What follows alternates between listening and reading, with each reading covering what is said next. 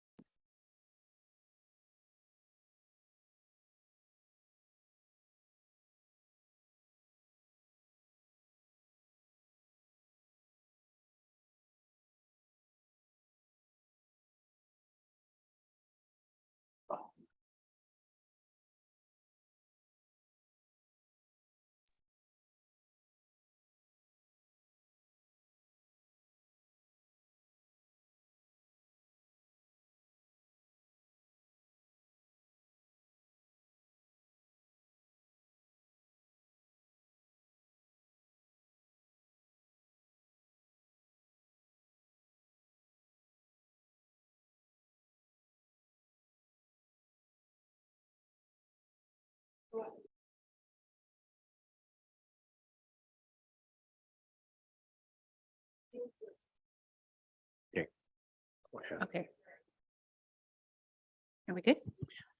So moving out of closed session, moved by Councillor Saunders, seconded by Councillor Fowler, resolved that council rise from closed session without reporting. All in favor? Carried. So user obviously leading the next part.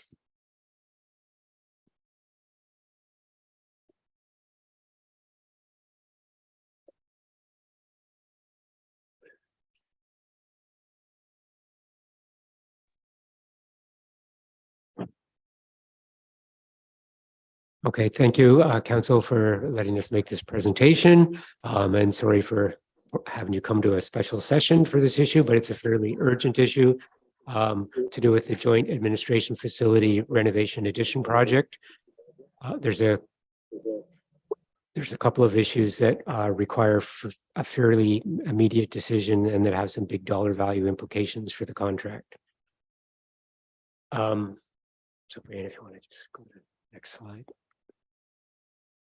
So this discussion will center around the site conditions and hopefully we can make a decision on a path forward to give direction to the contractor. So the excavation for the South Collaboration Space addition for the contract for the project has encountered very poor soil conditions that were not anticipated by the geotechnical report. And this will result in a significant extra to the contract in addition to other previous and pending extras that we will summarize following. The original depth of the excavation at the area of the addition was to be about 2.46 meters deep, and it was to be a one level construction only on the main floor. Due to encountered poor soil conditions, they've already excavated an additional 1.2 meters down, and they still have not hit actual suitable soil for bearing. And the geotech engineer was recommending they keep digging. And Justin and I said, no, I think we need to stop because this is not literally a bottomless pit. We can't just keep digging until we hopefully hit solid bearing. We need to solve this somehow at the level we're at. So we asked the contractor to cease excavating, and then we proceeded to come up with several options that we're now proposing to you on and to get your direction on how to proceed. The reason this is an urgent issue is because there's already a pending delay issue, and they can't commence the East office addition until they've completed the site work and materials delivery for the South addition, because the only way to access that is through a path that is through what will become the excavation for the East addition. So once we commence the East addition, we've blocked off the South addition work.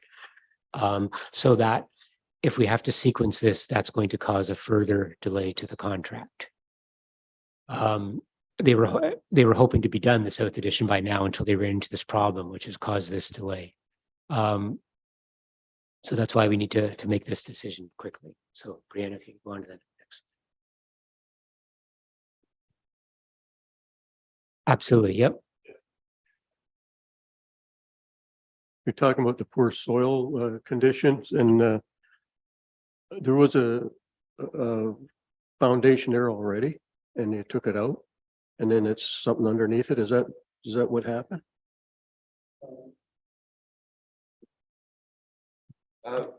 The portion that has the poor soil conditions, there was no existing building there.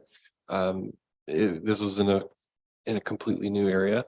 And the geotechnical report, when they did do a test borehole in that area, because we were testing to see the soil conditions, unlucky that they must have hit a very large stone and assumed that they had hit bedrock, when in reality they just hit a large stone that was encapsulated by unsuitable soil. Is there any way you're gonna look deeper into that area to see if there's something more solid that you can put this on, or putting piles in or something like that? Would that help? Pilings? So that was the conundrum. The geotech engineer was recommending that we keep digging till we hit something suitable, but the problem is at what depth do we hit that, and how expensive of a fix is that then going to become? And I could just see the dollar figures compounding, and I was trying to, cut bait rather than just keep going. Because I think that we were just chasing our tail, honestly. So this is an open excavation with slope sides, right against the existing building. It is protected, right? It's not going to collapse on us. And are we hitting water? And what happens to all the soil that's still on site? Like, can we backfill with it? So they have trucked off the excavated soil already. They did mention though that they would be able to, if in what we decide how much we need to infill and what we can use from the excavations of the east addition, they can shift that over to the south addition. We have not hit any water that we've known, and they have, in portions where we have undermined or exposed the existing footings of the existing buildings, as namely the heritage or the old home portion, they have ensured safely that those embankments, or they're not completely undermined, it they have temporarily reinforced those by putting effectively concrete, like a berm, in a concrete protection. And related to that, sorry, and I did not mention, that's part of the reason I wanted to stop. The further we dig that hole below the heritage building foundations, the more we're undermining those foundations. And there is actually a risk of collapse. So that's obviously something we don't want to see.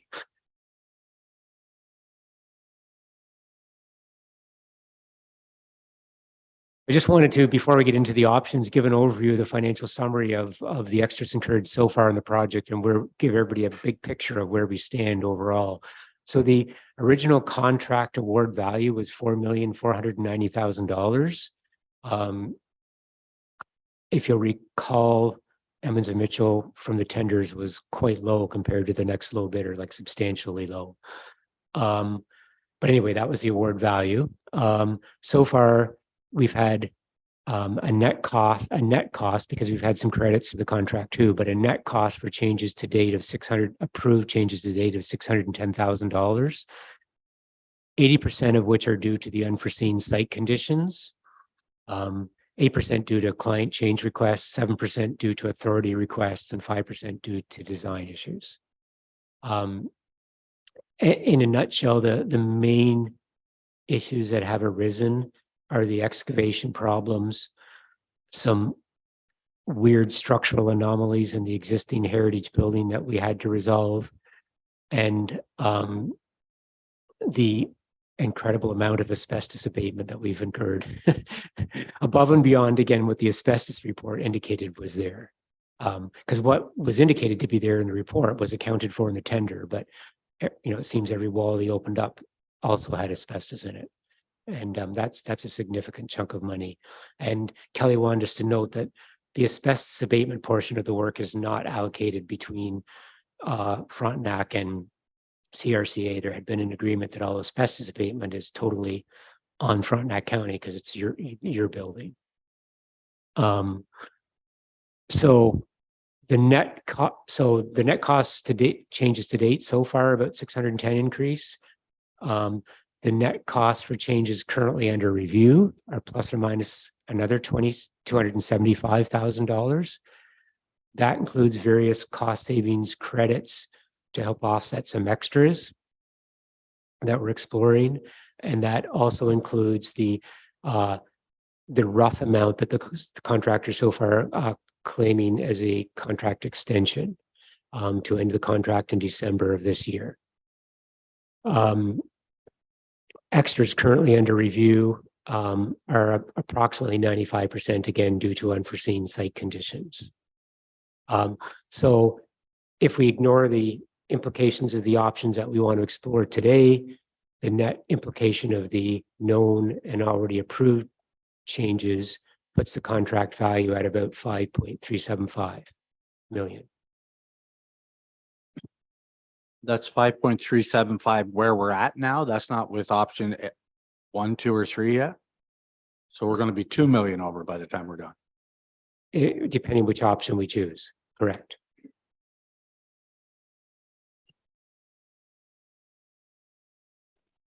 Mr. Warden, just a reminder that the asbestos abatement, we've taken that out of reserves because it would either need to be removed or show up on our books as a liability under accounting.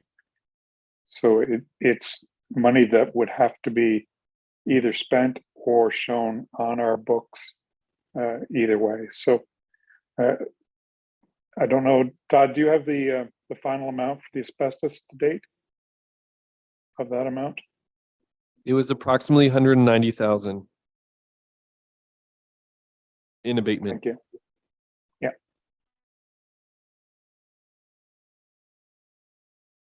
So we'll explore the possible options for solutions to this issue. So option 1A would be to, and we've got plans following this written summary as well, just to give everybody an overview. Option 1A would be to keep the south collaboration space as it was designed and tendered with a slab on grade and resolve the bearing issues that we've encountered. So that this option will add cost to the contract and not provide any additional benefit to the design. This would mean enlarging the footings to suit the actual bearing conditions at the elevation we're at rather than keep digging, extending the concrete foundation walls down to the depth we're at now, stabilizing the underminement of the existing foundations that has occurred, and then building back up with additional compacted backfill to the slab on grade elevation.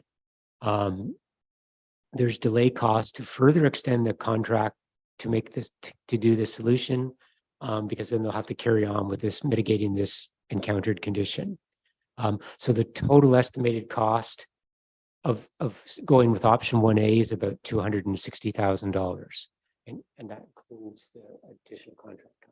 And that would include any additional contract time, project management fees as part of that. So next slide.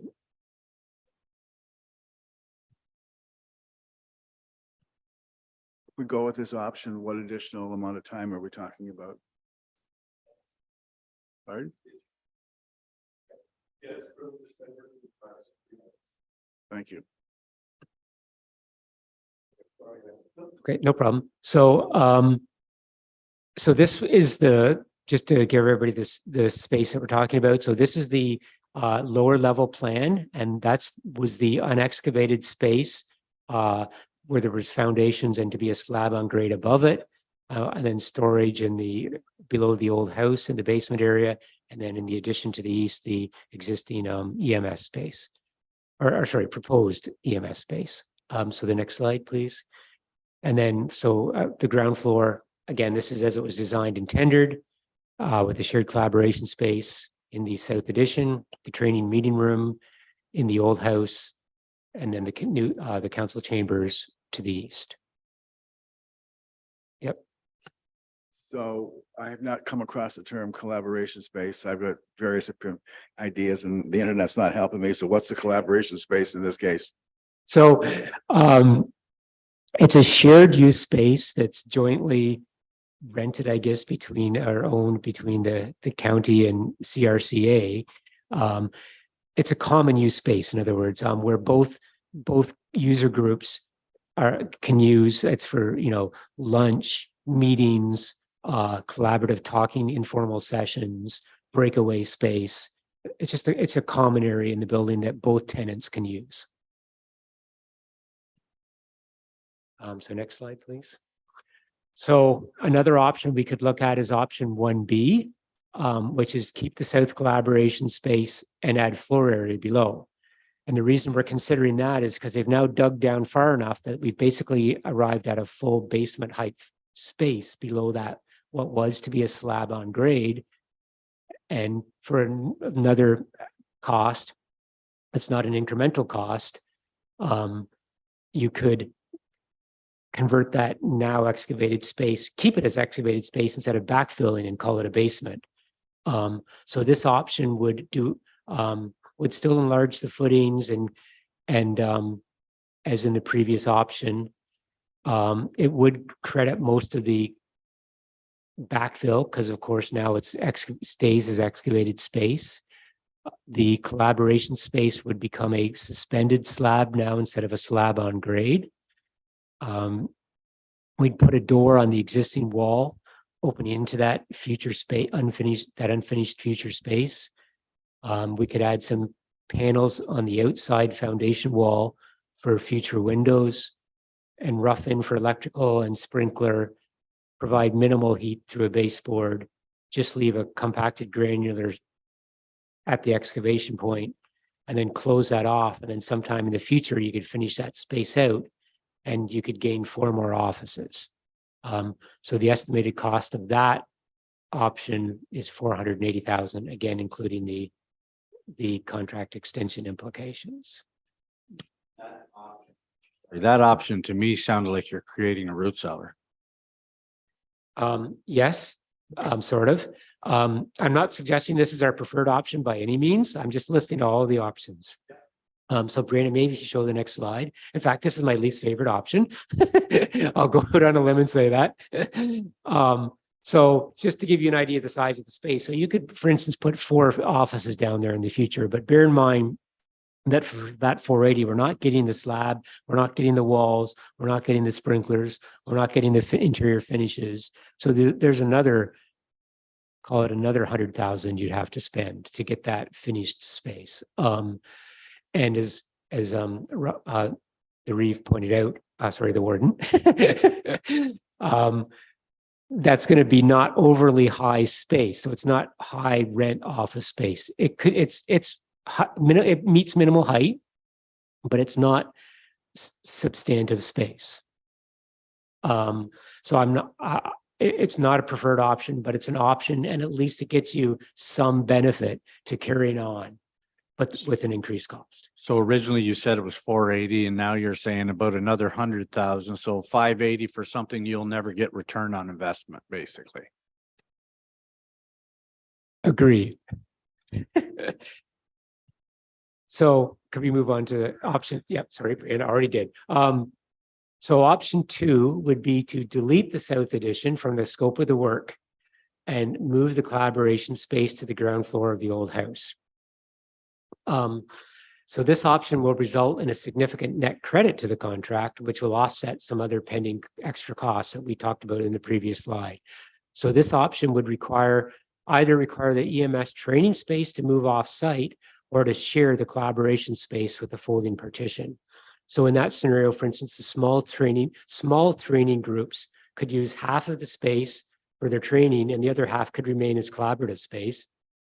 If they have a bigger function, then you'd have to vacate the collaborative space because it's now taken over by the training space. But the reason I suggest this is an option, and I'll just say up front that Kelly will probably speak in that he does not like that, sharing a space. But in my mind, the training space is only an infrequent event during the year, even though it might be 2 weeks at a time.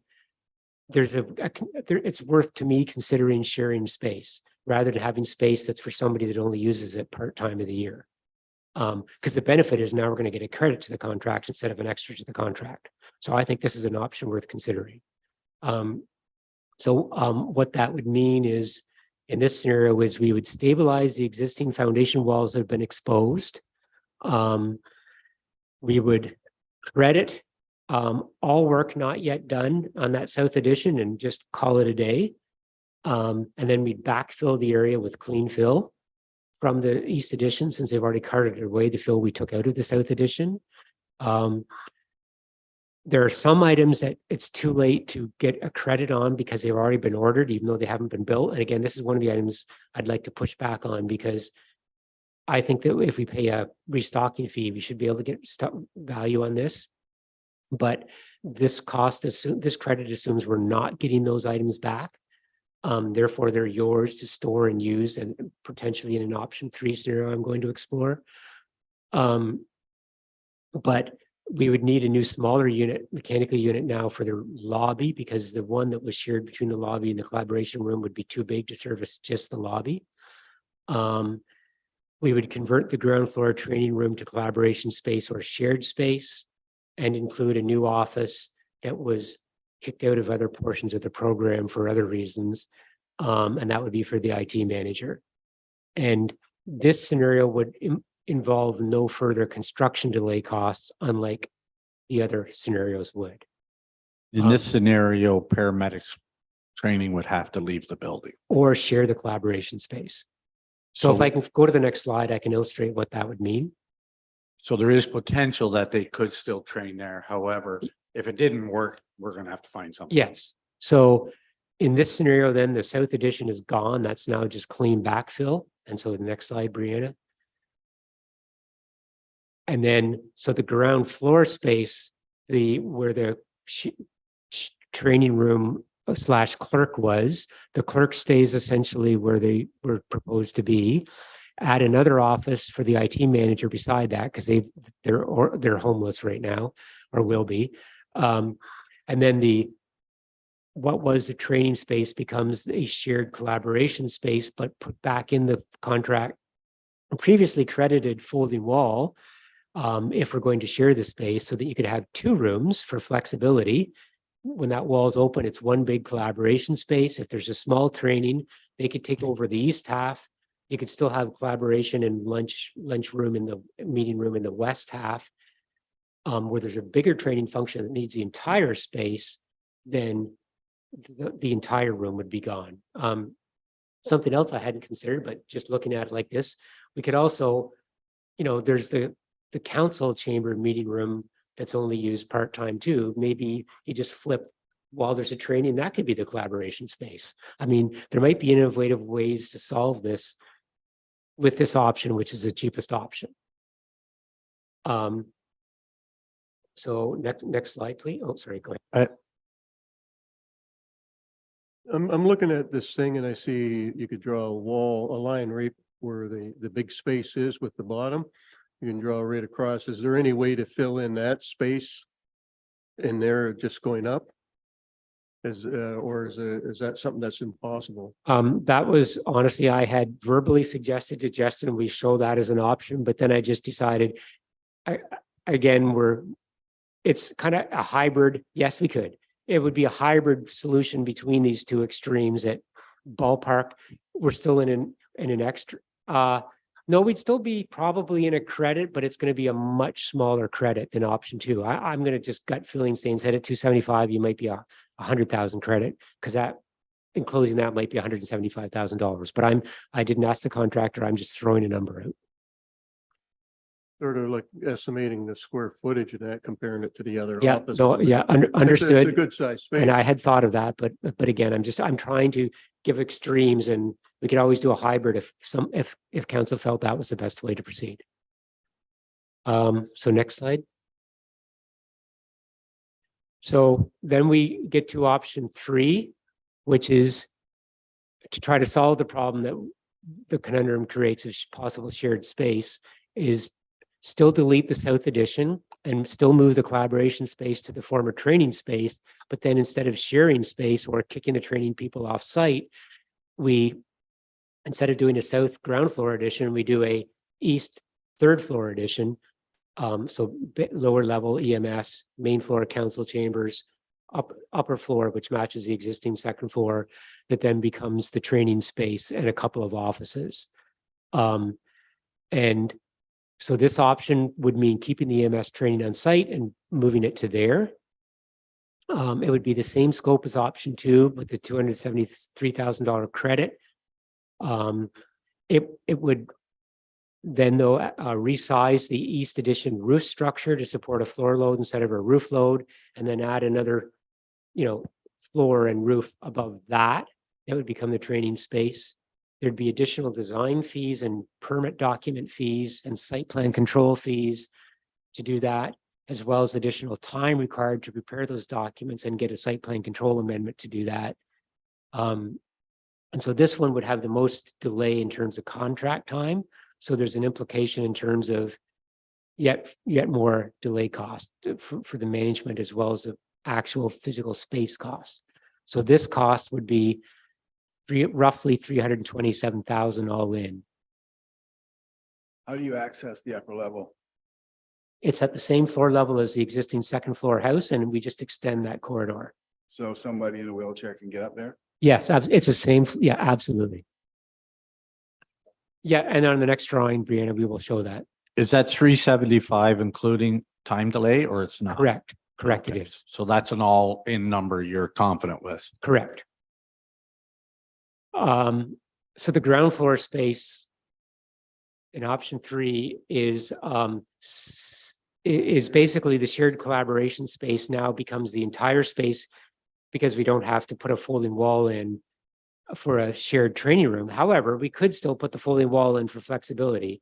It had just been taken out of the program previously because we were trying to find some credits to save some money.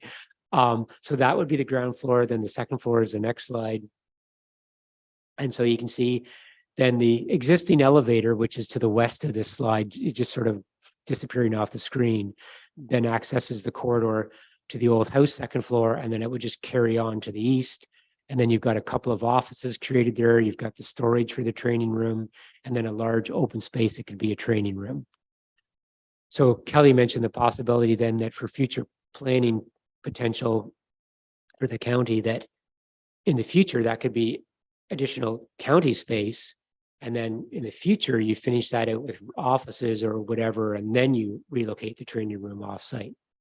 In option 3, does the paramedic still have to go offsite? Or the training is incorporated with collaboration space? No, in option 3, sorry, flip back to the previous slide. That's what this is, second floor addition is. It's their training room. So it stays It stays. because even though we can go somewhere and rent and the province gives us money toward rent, it's still a cost forever. Right? So I think, okay, well, I don't want to Yep. jeer the decision yet, but Yep. Okay, fair enough. And so next slide, please. So kind of separate from all these 4 options, but related to it is that for future flexibility and long-term planning, in this discussion, Kelly had brought up an idea that I think is a good idea, that we design the the roof of the 1-2-story basement plus first floor East Addition, instead of being a roof structure, becomes a floor capable structure. Still build it as a roof, but increase the size of the members so that you could do a future 3rd floor addition for future planning. So the implications to the cost of the contract is quite minimal. It's only $25,000 roughly. And then we would upgrade that structure and go ahead and build the roof. And then in the future, all you'd have to do is do a vertical addition and add that square footage. That's roughly 1,600 square feet of additional floor area you would gain. So obviously, if you're pursuing option 3, automatically we've made that extra story now, but a hybrid option is for $25,000. For instance, if you went with option 2, you could save a net $250,000 to the contract because the $275 less the 25 for this. So save $250,000 in the contract, but give yourselves flexibility for a future 3rd floor addition. And I suggest that because there's 2 sub options in terms of contract, in terms of this, I guess. And you could add that as a change order to this contract using the 3rd floor with the values we said, or this then gives you an opportunity to then go with a $25,000 option and then design and tender the third floor addition as a future competitively tendered project. So then we don't incur contract delays, and you get a competitive tender price, and that just happens when it's approved and when you're ready to do it. So what is the delay approximately to include this option or this sub option? No delay to do the little 25,000. Oh, Yeah, no, you have to go back to the building department or anything? sorry, are you talking about the $25,000? Oh, sorry. Just the columns and some extra steel? Yeah, so the urgency of this decision, and the reason I've tied it in, is because they were going to order the steel, start fabricating the steel this week. We've already approved shop drawings. So I said, stop. We're going to council and you need to wait 1 week because we may tell you to change the size of that steel. We got any other comments before I make a comment? Or a question? Maybe. Okay. Oh, Sure. Bill? Oh, Sorry, so I don't want to oversimplify this, but it seems like a lot of the design work is being done around providing adequate training space. Is that a fair statement? Excluding the excavation with the soil conditions and stuff, but clarify the question. I'm not sure what you're asking. what I heard in a lot of the design options was ways to make use or provide training space or perceived adequate training space. Well, if we did not have the training space, the exercise of the solution would be much simpler, if that's what you're asking. Because the training, I mean, there's 3 scenarios. Either we build the south addition, and the extra cost is what it is, and we keep the design as it is with the training space for the EMS people on the ground floor of the old house, or we save some money, delete the south addition, and there's a shared space between the council chambers and that collaborative space / training room that everybody learns to get along and share space. And we've saved $250,000 on the contract.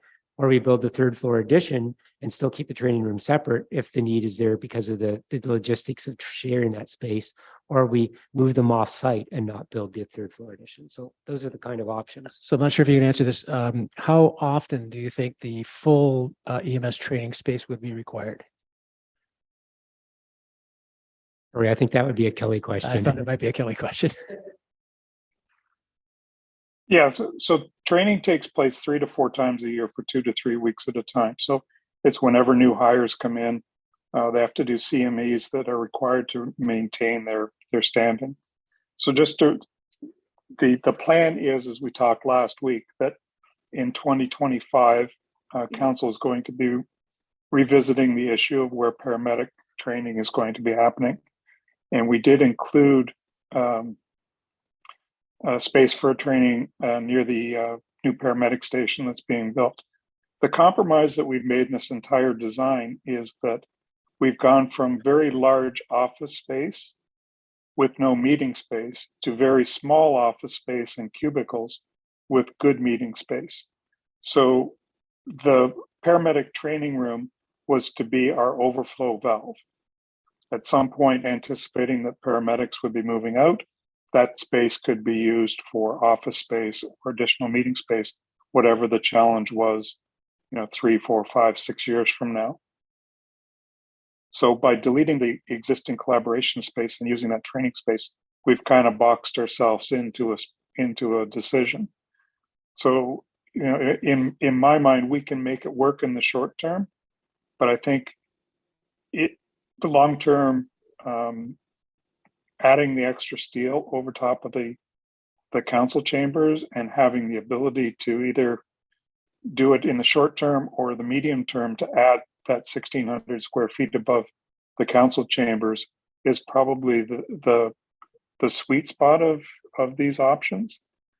Still get the benefit of deleting the collaboration space, that credit, and have the advantage of at some point being able to add 1,600 square feet of space. In a perfect world, the collaboration space is really important to the Conservation Authority. and to the county, because that is, that was to be the hub of the operation and where the two organizations would meet, and was essentially the compromise that we were making for very small office space and cubicles. Hope So- that answers the question. Thank you, Ellie. If I could just kind of paraphrase that. So if we went with option 2 plus this $25,000 option, we would suffer somewhat short term on limited training space, not all, because you've mentioned several spots where that could be used for smaller training facilities, meeting rooms and stuff. And then with the $25,000 addition in whatever year that is, that then provides the opportunity for that larger space. Is that, have I got that right? Yeah, I Oh. I would respectfully disagree with Todd, having had several conversations with our paramedic chief. The difficulty with training is, and if you remember the old Frontenac room, we use that as a multi-use space, but during training sessions, it would be a half an hour to 40 minutes setting up in the morning, a half an hour to 40 minutes breaking down.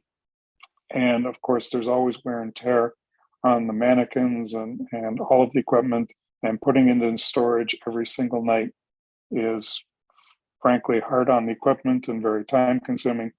Plus, we want to be able to increase the cohort that we're training. Like right now, we're doing 8 to 10 at a time. We'd like to increase that cohort to 12 to 15, which means a larger space. So that's why we've been looking at it. Renting space, we're currently renting about 5,000 square feet for our paramedic superintendents and our logistics on Fortune Crescent, and that's about $60,000 a year. So we'd be trading capital costs for ongoing operating costs, but those operating costs are shared with the province of Ontario and the city of Kingston as our funding partners.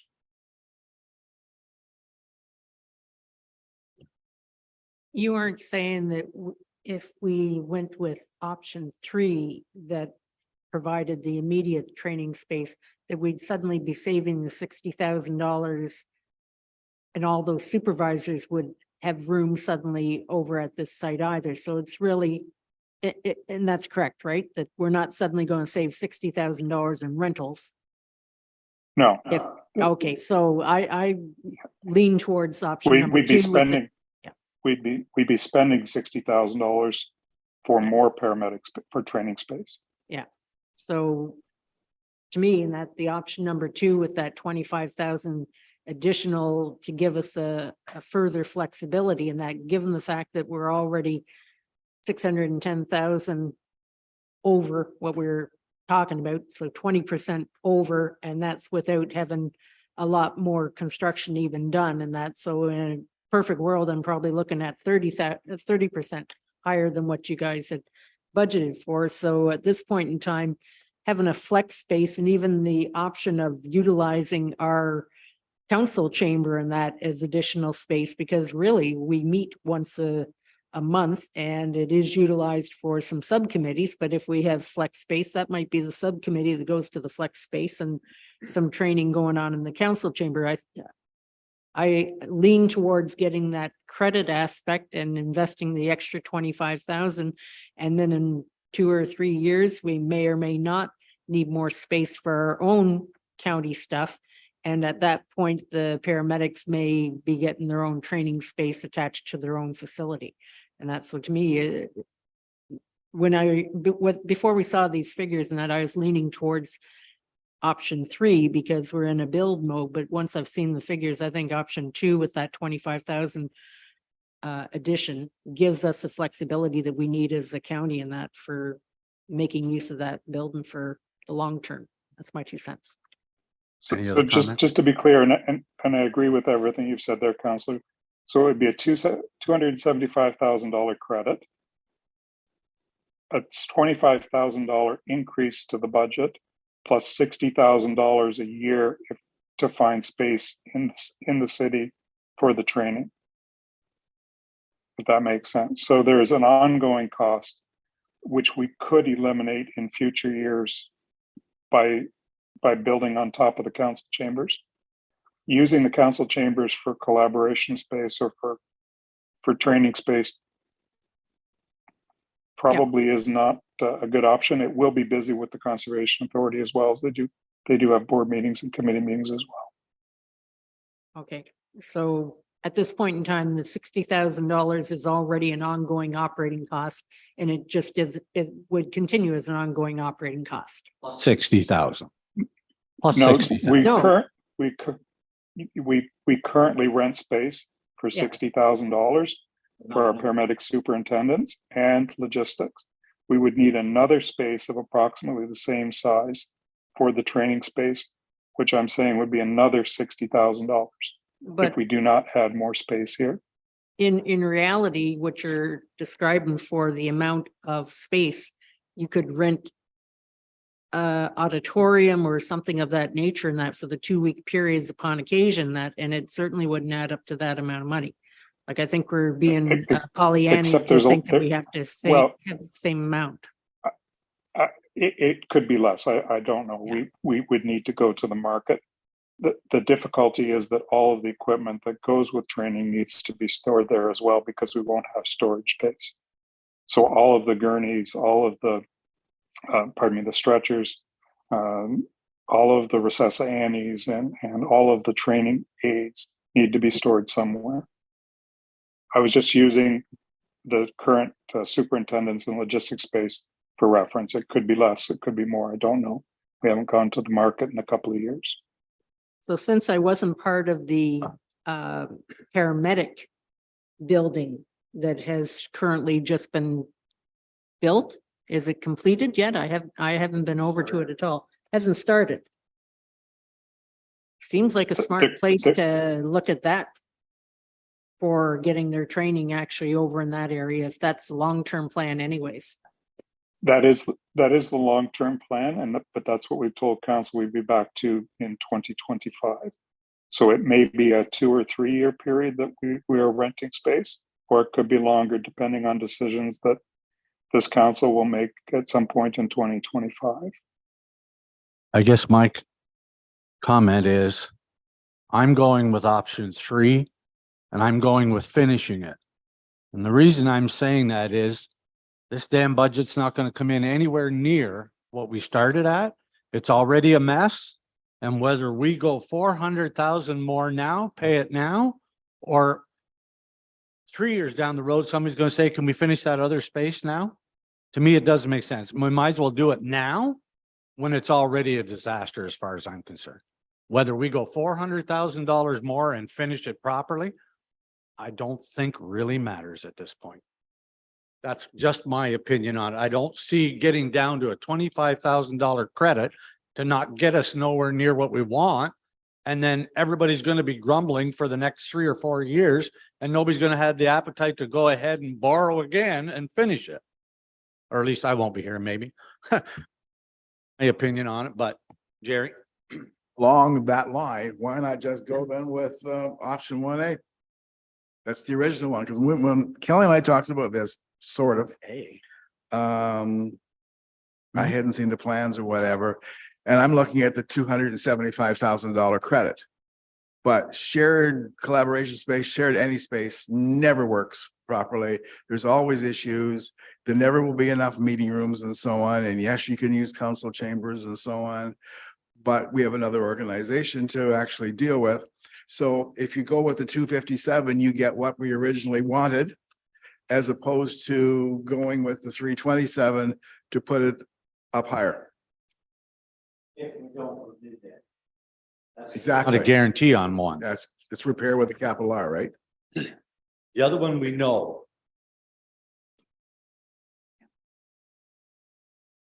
Fran, you got a comment or? I do.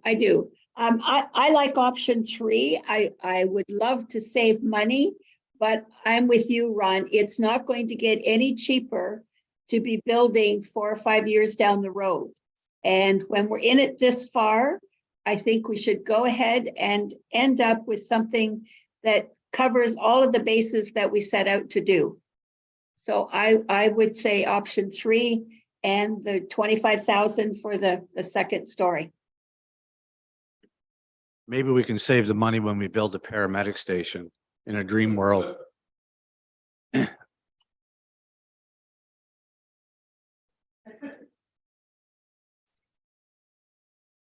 Because this is right beside Fairmont Home. And I have yet to have a full tour of Fairmont Home. I've only visited people there. I'm wondering what space might be available right next door for this intermittent training and that, because most long-term care facilities have a large space that can be utilized in that, and most of them don't use it anytime in the evening or especially anytime in the evening in that, and it's usually your recreational space. So I'm just thinking in the interim time until the paramedic site is built, maybe that might be an option for helping them get their training done, which is intermittent at best. Bill? Thank you, Warden. I got lost, a little bit lost in the numbers. So if we went to option 3, what's the total project cost, including any estimates you have for delays or whatever? Math put it at roughly 400,000. That was finishing everything, but I could be wrong. I'm thinking total project cost. So it's already, the budget was 4,700,000.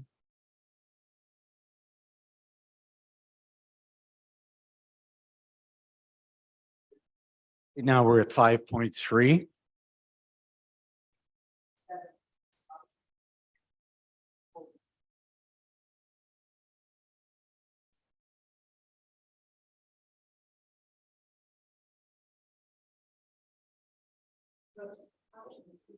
We did some extras. Do you want a copy of that? Oh, I have it here. Okay. I While, lost- while they're looking that up, Am I able to share my screen? if you look at the 257 to keep the existing one and add the 25,000 for the future, that's 282.5. If you go with the elevated piece, the elevated section, 327, we're talking $40,000. It's not, but the only other option I think is either one of those two. If you want to forego the credit and then have all the other issues that go along with it, because if we got to build training space somewhere else, it's cheap. Alex has got a number up. Just show you my math. 5.7. And I am no education, but I figured that out pretty quick. Put your microphone on, Ron. I had wrote down 5.7 already. Alex just put it all up if we went to option 3 and doing everything at 5.7. Option 3 was 327,000. Not 275,000. No, the full blown option was 480, isn't it? For the extra upstairs. Oh, sorry, not that one there. Yeah. 327. Plus 25.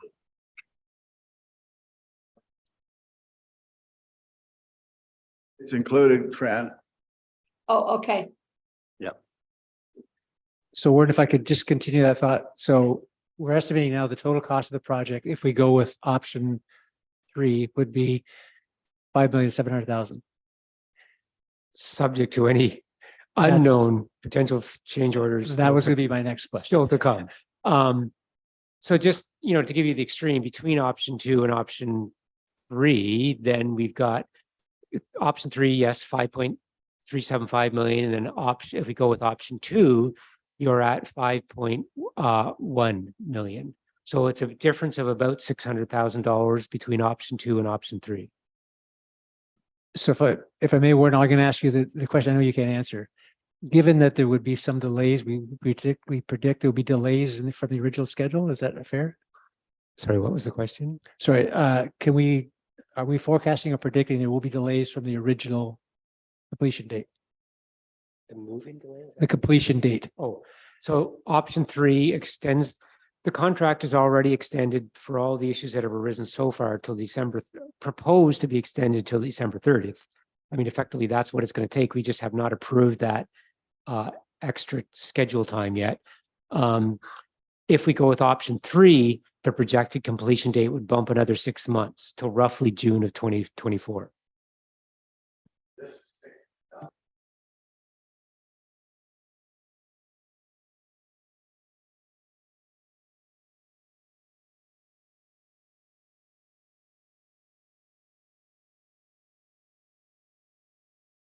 600,000 difference. Yes, the one's a credit and the one's an extra.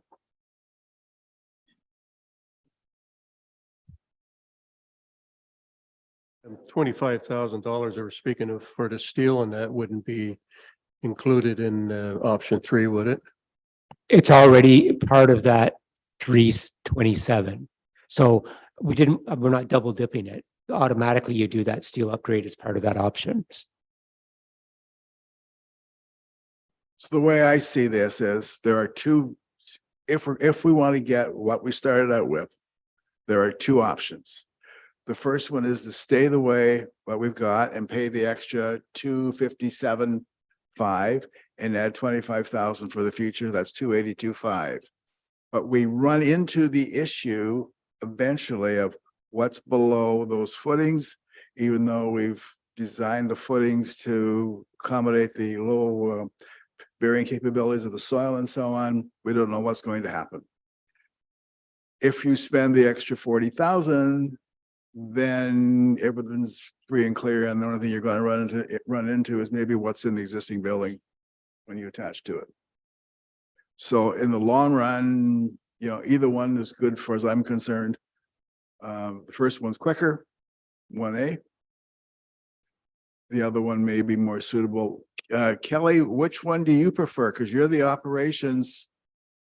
You are the operations manager, and you have to deal with all this at the end of the day.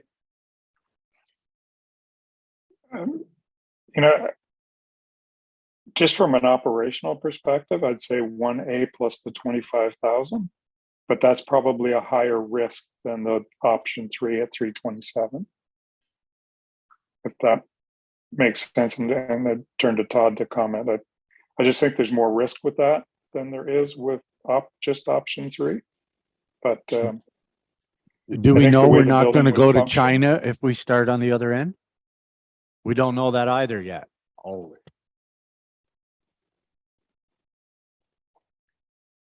But just to be clear, Kelly, the long-term plan for the paramedic building is to have the training moved there, correct? in 2025, we've told council that we'd be bringing back what is called a central book-on station, which minimizes our footprint in the city and allows us to centrally dispatch from the Fairmount Frontenac campus.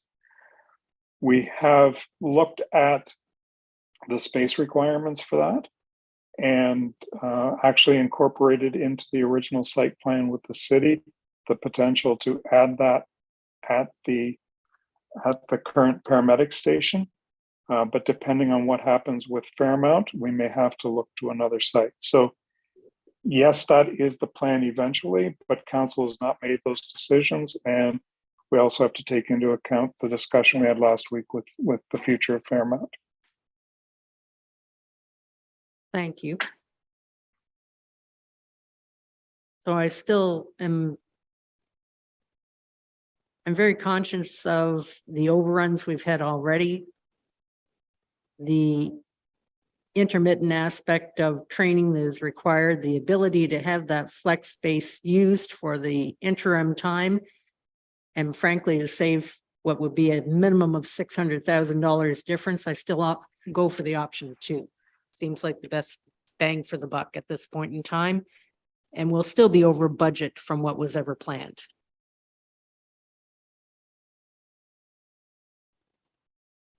I guess what I'm gonna say is then, because we don't know, if you told me that we could do option 3 and we were guaranteed on that number, but if you're no more confident than we were in the Hinden hole on the other side, then why would we take the chance? Right? I can't take that chance now. Then you have to go with option 2. If you told me it was a guarantee we could do option 3, then I would say we would do option 3 because that solves everything into the future. But if we don't know what's there and we end up with the same thing as the other side, then we're in one huge mess. Yep. So bearing that in mind, again, looking at hybrid solutions, we will have solved that risk question one way or another when we excavate for that east addition. So you could always, if we tell them, go ahead and upgrade that steel now and delete that south addition, then you could kick that ball down the road. You could still then say, you know, okay, the excavation went great. We're not into any more costs. Now we want you to add in the third floor. We find out that the site is favorable, you mean? That makes sense. Not. It's not, then we can still do the south addition, but not do the third floor, right? Or east addition, not do the third floor.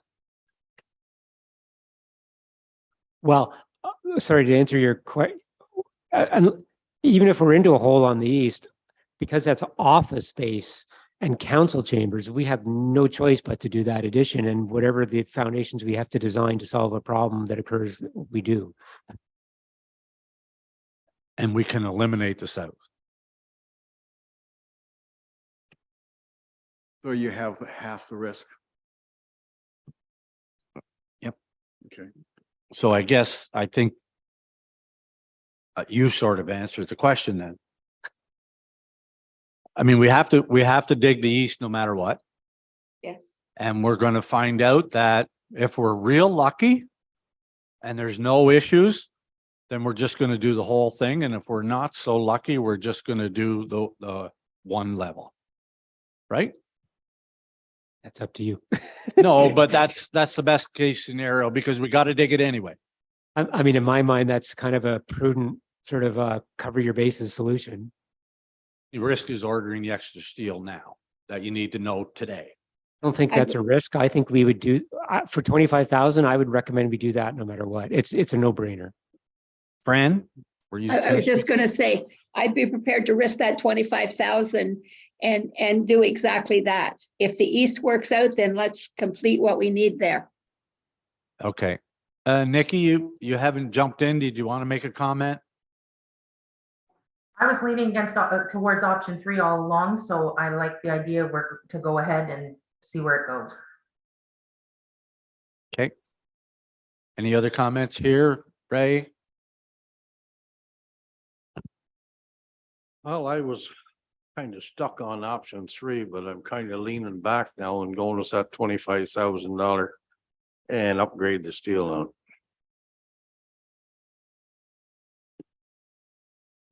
Okay, so if there's no other, it sounds to me like we're gonna go with the option. Option 2. And the 25,000. Is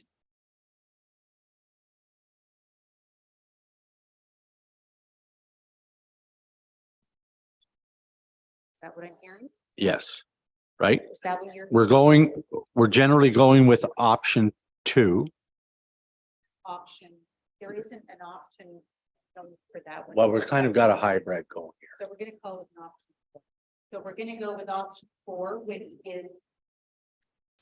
Sorry, if I can just make 25,000. sure I'm hearing everybody correctly, we're going with option 4, which is to upgrade the east addition to bear a second floor at a cost of 25,000. And if the excavation goes well, it then gets proceeded to option 3, which is the full upstairs. Is that what I'm hearing? That's one of the things that I think that should probably come back before we commit.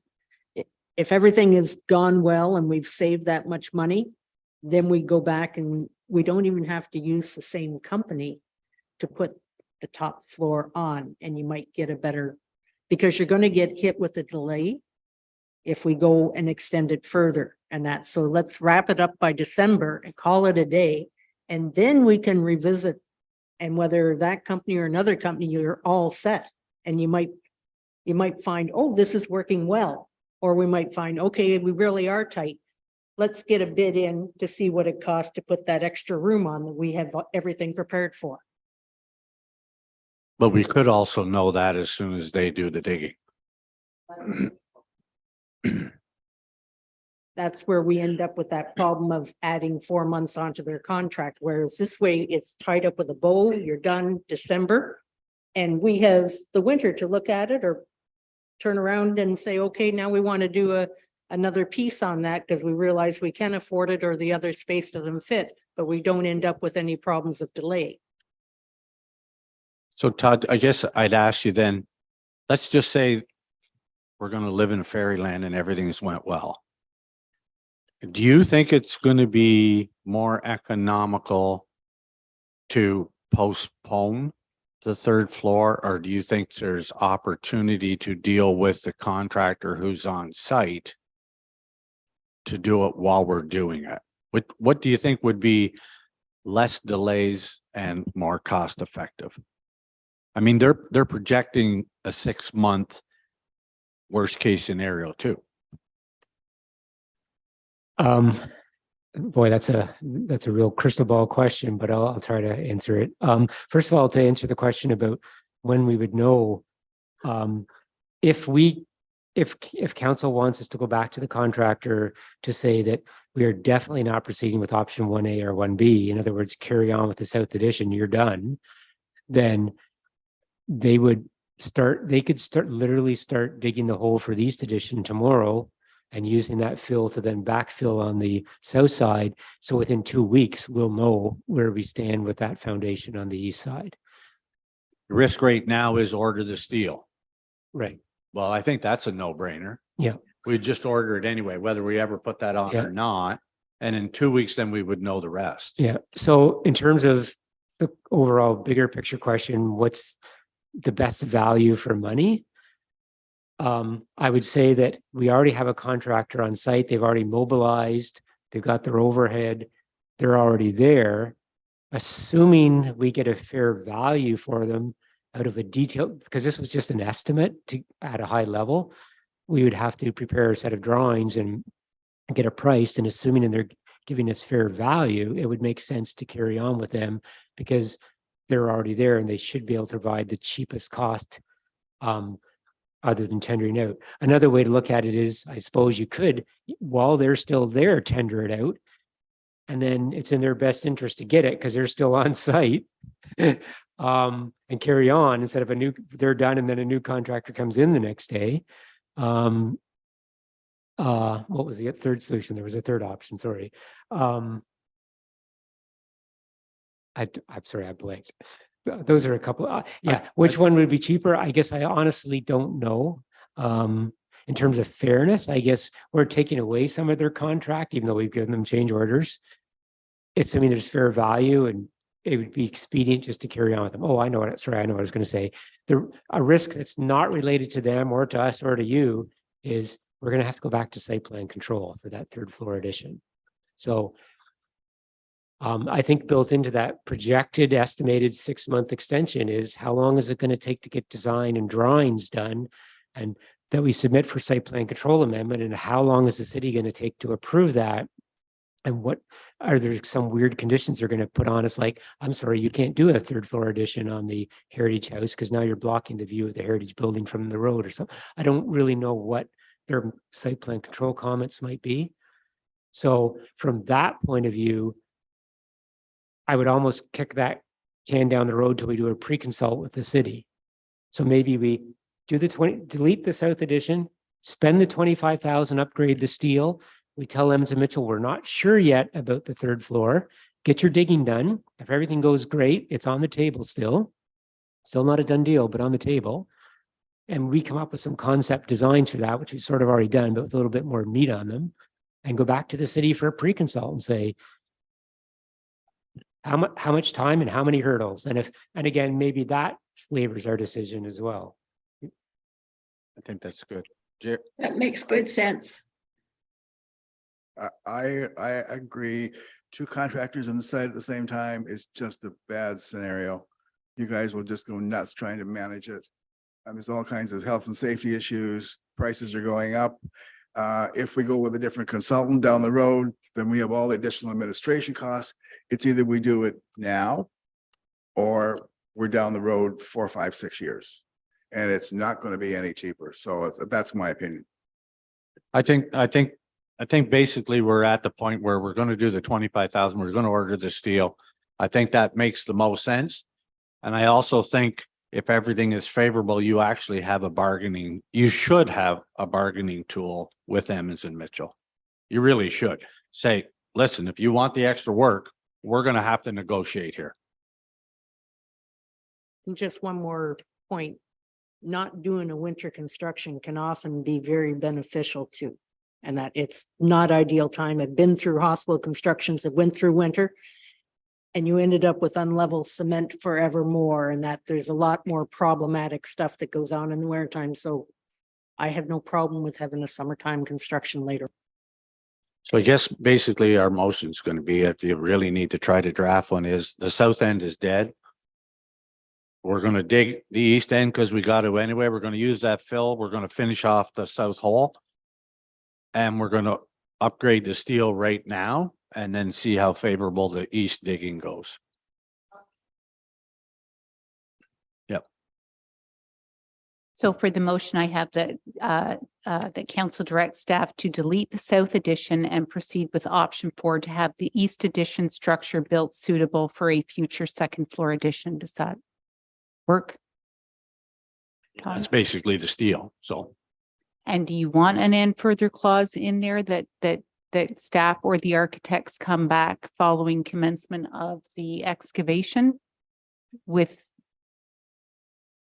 I think somebody should come back and tell us if it's favorable. They'll come back if it's not. Bill? I think Kelly will tell us. That was actually the question I was going to ask. So can we go ahead with this excavation, then come back and make a more educated decision on the next step? Yes, because that- if the results are really favorable, it's going to help us with our decisions. You can- If their design estimates are more detailed and way off from where we were, then that will impact us on the decision as well, because they're 327,000. If it suddenly becomes 450,000, okay. Okay, Fran and Nikki, you're okay with that? Yes.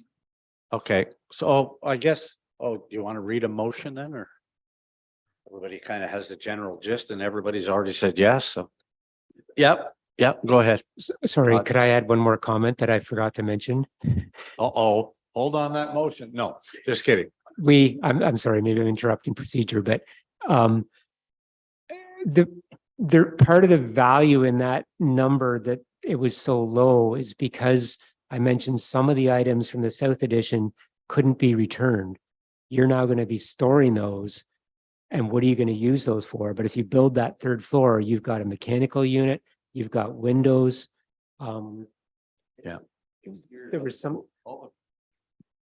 elements that are you've paid for because the contractor wouldn't return them. Yeah. So that's why that third floor addition was a lower value. So the best case scenario is the excavating's got to go good, and then we're just going to use all that stuff anyway. Without losing all the value of it. Maybe we'll get a break once on this one.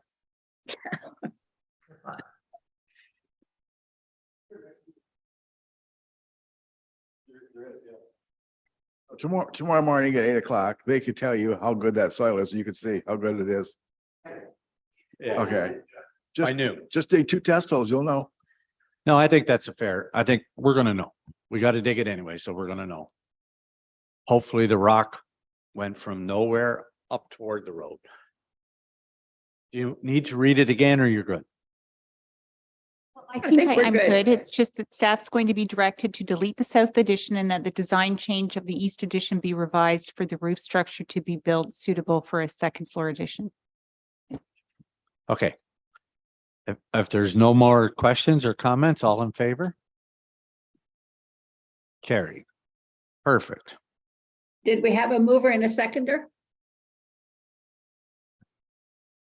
So I have that moved by Councillor Lichty and seconded by Councillor Gowdy. Good. Now, any questions? All in favor? Carry. We only have one other item. So that is the motion to have a special educational trip to Brockville to tour the new Terra plant, and that's moved by Deputy Warden Smith and seconded by Councillor Leonard. Be it resolved that a special closed meeting of council be held pursuant to section 239(3)(1) of the Municipal Act on Wednesday, May 10th, to accommodate an educational field trip to New Terra, 1291 California Avenue, Brockville, Ontario, for a tour through the plant, as well as a presentation by senior staff to assist with education as Frontenac moves towards the creation of a public utility for communal services. You lost me. Are we going to California? Street. Any questions on that? Councillor Spears? The question was put to the CAO and I'm waiting for the response on, because trip has now become a closed type of meeting because it's a training session. And Councillor Saunders has indicated that he doesn't want to go on it. I had asked if our new CAO, Troy Gilmore, be allowed to take that spot. And that, since Marysville may well be the very first of the communal services, seems like a reasonable piece. And he has been, he's been signed into a contract, hasn't taken an oath in that, but he does have a good background in public works. So I think he'd be an asset to have with me at this trip. Mr. Pender, you'd like to comment? Yeah, sorry, I've been traveling and off the internet for the last little while, so I haven't responded to that request. A couple of things. We are planning a symposium, a full symposium for all staff after the New Terra visit, and it's New Terra that's controlling the numbers. So I think Mr. Gallivan will have to check and see what they're comfortable with in terms of the numbers. And I didn't know that Councillor Saunders wasn't able to go. So we'll have to get back to you on that. Key South Frontenac staff are invited because they do their own planning, but we haven't extended the invitation to staff at North and Central. And at that point, if we do, we're probably way over the limit and likely better doing a staff tour, full staff tour. And there are other facilities, one in Carp that are available to tour as well. Yeah, but we haven't increased the numbers when Councillor Saunders isn't going anyways, and that's so I'd just like to fill in that No. spot. My point is that if we extend the invitation to Frontenac Islands, we probably should extend the invitation to Central and North. And I don't know the capacity. New Terra was concerned about the total numbers. So that's a Joe question, not a Kelly question, because I haven't been dealing with them. Okay. Any other comments or questions? All in favor? Carried. Okay. Nothing else? Views, I'm sure you don't really want to wait for bylaws and stuff. Okay, well, you're going to wait for them. So first and second reading moved by Councillor Fowler. Moved by Councillor Fowler, seconded by Councillor Greenwood Spears. Resolved that leave be given to the mover to introduce bylaw A that has been circulated to all members of County Council, and that bylaw A be read a first and second time. All in favor? Carry. Moved by Councillor Fowler, seconded by Councillor Greenwood Spears, that bylaw A be read a third time, signed, sealed, and finally passed. Any questions? All in favor? Carried. Moved by Councillor Lichty, seconded by Councillor Saunders, that the meeting hereby adjourn at 7:25 PM. All in favor?